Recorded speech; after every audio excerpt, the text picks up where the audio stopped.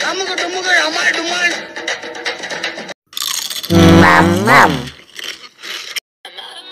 Tan Sri Muhyiddin Yassin atau lebih dikenali sebagai Abah Kau Sakau berkata Putrajaya sepatutnya mendedahkan mengapa surat hasrat LOI yang diberikan PH kepada sebuah syarikat untuk kontrak pembekalan dan penyelenggaraan kenderaan kerajaan dibatalkan oleh PN kemudiannya. Pengerusi PN merangkap Presiden Bersatu itu menambah dia yakin maklumat mengenai perkara tersebut ada tersimpan di Kementerian Kewangan. Menteri Dalam Negeri semasa PH menjadi kerajaan itu menambah lagi, kerajaan juga perlu mendedahkan tarikh kontrak membekal dan menyelenggara kenderaan kerajaan diberikan kepada syarikat Spenco Senia Berhad.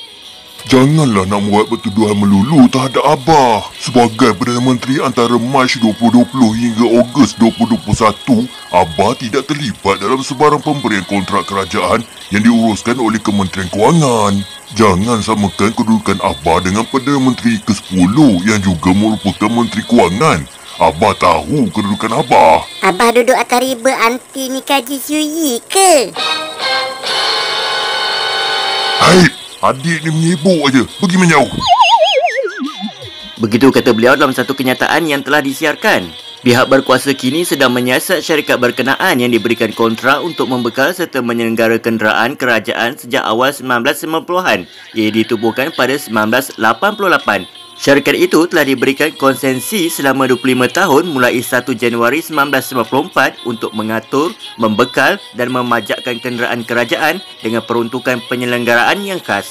Memiliki kemudahan pusat penyelenggaraan Batu Cave dan Bangi dengan keluasan masing-masing 5 dan 2 ekar, Spenco turut menyediakan bantuan kecemasan 24 jam dan lebih 300 pusat perkhidmatan di seluruh Malaysia selain memiliki 200 tenaga operasi dan kepakaran. Konsensi yang telah diberikan itu iaitu mulai 1 Januari 1994 telah tamat pada 31 Disember 2018. PH yang menjadi kerajaan ketika kontrak tersebut berakhir membuat tender terbuka untuk membolehkan mana-mana syarikat membuat permohonan. Konsensi yang ditawarkan ialah selama 15 tahun dan dilaporkan ada sekurang-kurangnya 7 syarikat yang berminat.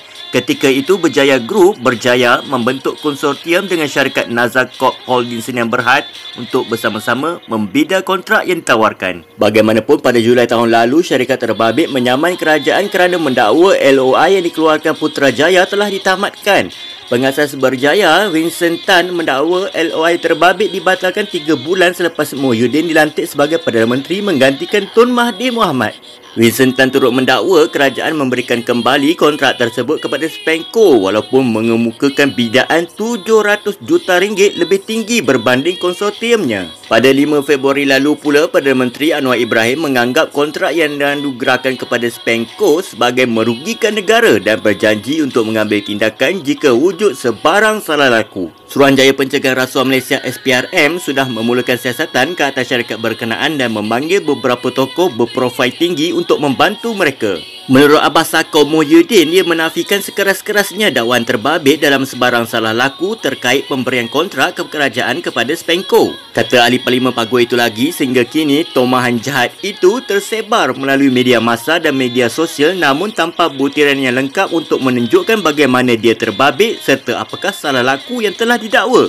Samalah seperti tuduhan sebelum ini, kononnya Abah telah menyeleweng wang negara bernilai ratusan bilion ringgit yang sehingga kini tidak dapat dibuktikan oleh mereka yang telah menuduh Abah. Ini adalah sebahagian daripada siri pembunuhan karakter yang dibuat oleh musuh politik Abah yang bertujuan untuk menjejaskan reputasi Abah.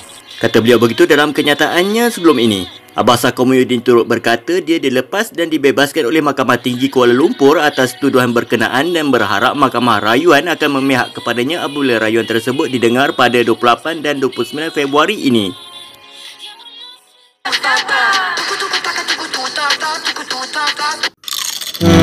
Mam.